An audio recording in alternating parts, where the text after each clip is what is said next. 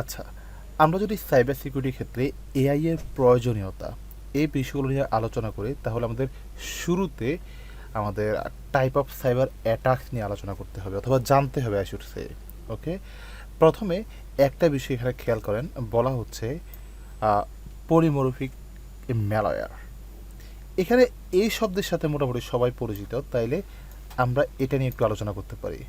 এটা হচ্ছে এমন এক টাইপের ম্যালওয়্যার বা কাইন্ড অফ ভাইরাস যেটা আপনার পিসিতে, কম্পিউটারে, ডিভাইসে যেখানে আসুক না কেন সে কাইন্ড অফ রেপ্লিকেট হইতে পারে।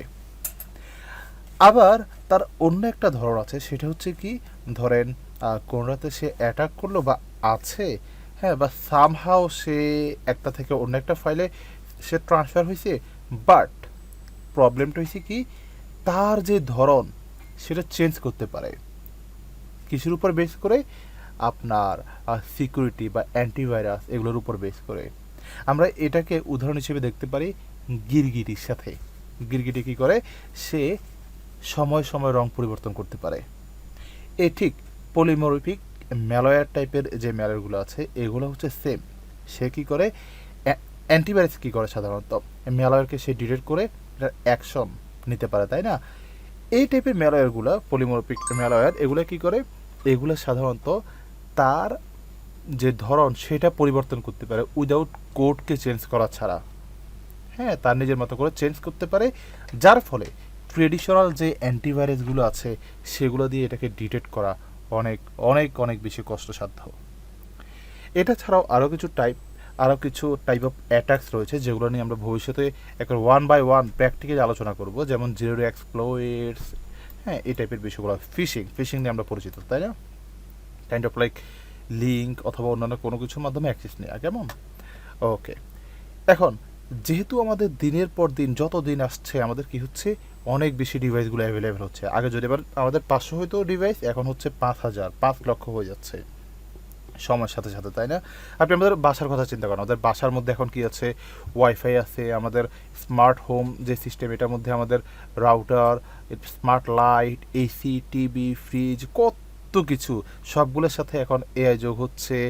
এবং এবং একটা ডিভাইসের সাথে নেটওয়ার্ক সংযুক্ত হওয়া মানে হচ্ছে এটার মধ্যে সাইবার অ্যাটাক্সের একটা সম্ভাবনা তৈরি হয়ে যাওয়া, তাই না?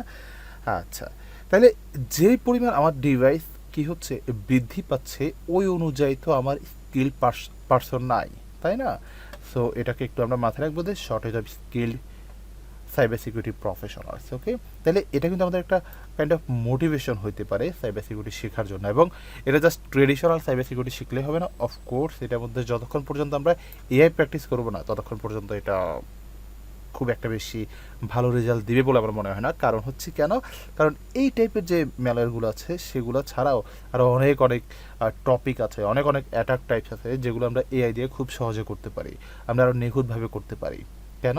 কারণ হচ্ছে এগুলো নিয়ে আমরা ভবিষ্যতে তো আলোচনা করবো, বাট আমি অলরেডি বেসিক একটা ধারণা দিয়েছি এর আগের 2-4টা ভিডিওতে। আপনি যদি সামহাও মিস করেন অবশ্যই এগুলো দেখে আসবেন, কেমন?